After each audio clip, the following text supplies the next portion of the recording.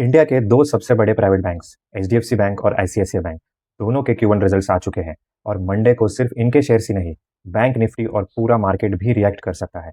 लेकिन एक रिजल्ट में ऐसी इंपॉर्टेंट बात है जो सिर्फ हेडलाइंस देखकर बहुत लोग नहीं समझ पाएंगे। प्रॉफिट बढ़ने के बाद भी स्टॉक क्यों गिर सकता है और एक बैंक का प्रॉफिट दूसरे से कम होने के बाद भी मार्केट उससे ज्यादा पसंद क्यों करता है। आज सिंपल एग्जांपल के साथ सब समझेंगे। वीडियो के एंड तक हम समझेंगे रिजल्ट्स का असली मतलब क्या है, मैनेजमेंट ने फ्यूचर के बारे में क्या बोला और इन्वेस्टर्स को बाय, होल्ड या वेट में से क्या सोचना चाहिए। सबसे पहले बात करते हैं एचडीएफसी बैंक की। इस क्वार्टर में एचडीएफसी बैंक का नेट प्रॉफिट लगभग 19,060 करोड़ रहा, यानी पिछले साल के कंपैरिजन में करीब 5% की ग्रोथ। सिंपल एग्जांपल से अगर समझना है तो प्रॉफिट का मतलब बैंक ने सारे खर्चे, टैक्स और जरूरी प्रोविजंस निकालने के बाद कितना पैसा कमाया। बिल्कुल वैसे ही जैसे अगर आपकी सैलरी 1 लाख हो और सारे एक्सपेंस के बाद अगर आपके पास 20,000 बच गए तो वही आपका एक्चुअल प्रॉफिट है। अब बात करते हैं नेट इंटरेस्ट इनकम यानी एनआईआई। ये भी लगभग 7% से बढ़ा है। सिंपल एग्जांपल से समझेंगे। मान लीजिए बैंक किसी को लोन देता है 9% इंटरेस्ट पर और डिपॉजिट पर कस्टमर्स को 5% इंटरेस्ट देता है।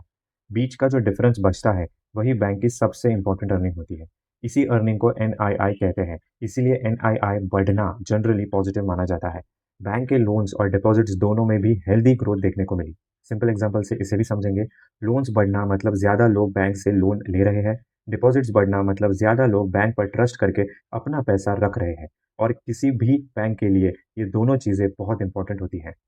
लेकिन इन्वेस्टर्स सिर्फ इतने नंबर्स देखकर डिसीजन नहीं लेते। असली स्टोरी मैनेजमेंट की कमेंट्री में होती है। मैनेजमेंट ने कहा रिटेल लोन डिमांड स्ट्रांग बनी हुई है, मतलब होम लोन, कार लोन और पर्सनल लोन की डिमांड बहुत अच्छी चल रही है।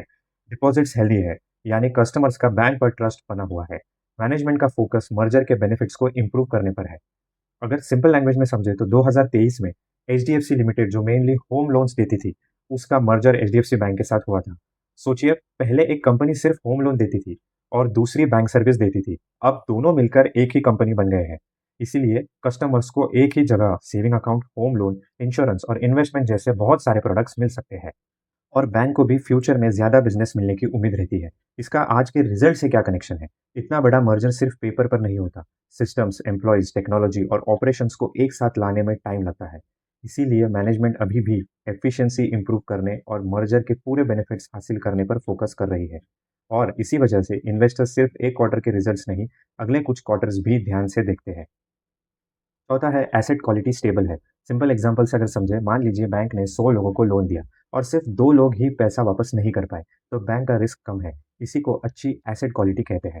अब सवाल यह है, जब एचडीएफसी बैंक मर्जर के बेनिफिट्स अनलॉक करने में लगा है तो आईसीआईसीआई बैंक ने इस क्वार्टर में क्या किया?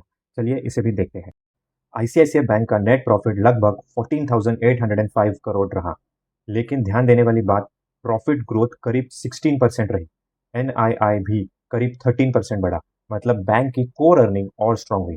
सबसे इंटरेस्टिंग बात, एसेट क्वालिटी और इंप्रूव हुई। एसेट क्वालिटी को समझते हैं सिंपल एग्जांपल से। अगर पिछले साल 100 लोगों में से 3 लोग लोन वापस नहीं कर पा रहे थे और इस साल सिर्फ 2 लोगों का ही डिफॉल्ट रहा, तो बैंक को कम नुकसान हुआ। इसी को इम्प्रूविंग एसेट क्वालिटी बोलते हैं। इसी वजह से एक्सपीरियंस्ड इन्वेस्टर्स सिर्फ बड़ा प्रॉफिट नहीं देखते, वो प्रॉफिट की क्वालिटी भी देखते हैं। अब मैनेजमेंट के कमेंट्री देखते हैं। मैनेजमेंट ने कहा रिटेल और एसएमई लोन्स की डिमांड स्ट्रांग बनी हुई है। एसएमई क्या होता है? स्मॉल और मीडियम बिजनेसेस, जैसे लोकल फैक्ट्रीज, मैन्युफैक्चरर्स और ट्रेडर्स।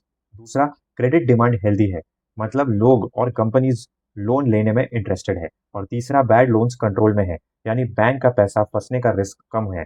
और चौथा, फोकस प्रॉफिटेबल और सस्टेनेबल ग्रोथ पर रहेगा। सिंपल लैंग्वेज में समझे तो मैनेजमेंट सिर्फ ज्यादा लोन देना नहीं चाहता, बल्कि ऐसे लोन्स देना चाहता है जो फ्यूचर में भी प्रॉफिट कमा करते। अब दोनों बैंक्स को कंपेयर करते हैं। एचडीएफसी बैंक ने स्टेबल और कंसिस्टेंट परफॉर्मेंस दी। आईसीआईसीआई बैंक ने इस क्वार्टर में फास्टर ग्रोथ और इंप्रूविंग एसेट क्वालिटी दिखाई। लेकिन इसका मतलब ये बिल्कुल नहीं है कि एचडीएफसी बैंक वीक बैंक बन गया। दोनों इंडिया की स्ट्रॉन्गेस्ट प्राइवेट बैंक में से है। बस इस क्वार्टर में ग्रोथ मोमेंटम आईसीआईसीआई बैंक की तरफ थोड़ा ज्यादा नजर आया। लेकिन सबसे इंपॉर्टेंट सवाल, मंडे को इन्वेस्टर्स को क्या करना चाहिए?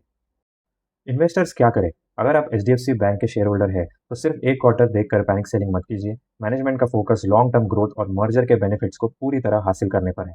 अगर आप आईसीआईसीआई बैंक होल्ड करते हैं, रिजल्ट्स डेफिनेटली कॉन्फिडेंस बढ़ाते हैं। लेकिन मंडे को मार्केट का रिएक्शन देखना जरूरी है। स्ट्रॉन्ग रिजल्ट्स का मतलब हमेशा स्ट्रॉन्ग शेयर प्राइस रिएक्शन हो, ये जरूरी नहीं होता। और अगर आपके पास दोनों में से कोई स्टॉक नहीं है तब भी ये रिजल्ट्स आपके लिए इम्पोर्टेंट है, क्योंकि एचडीएफसी बैंक और आईसीआईसीआई बैंक का बैंक निफ्टी और निफ्टी में बहुत बड़ा वेटेज है। इनके रिजल्ट्स पूरे बैंकिंग सेक्टर का सेंटिमेंट और मार्केट का डायरेक्शन इन्फ्लुएंस कर सकता है। आप कमेंट करके ज़रूर बता सकते हैं कि आपके पास एचडीएफसी का स्टॉक है या आईसीआईसीआई बैंक का स्टॉक है। अगर आपको ऐसे ही सिंपल लैंग्वेज में कंपनी रिजल्ट्स और स्टॉक मार्केट एनालिसिस पसंद आते हैं, तो चैनल को सब्सक्राइब ज़रूर करिए। यहाँ मैं सिर्फ नंबर्स नहीं बताऊंगा, उनका सिंपल मतलब भी समझाऊंगा।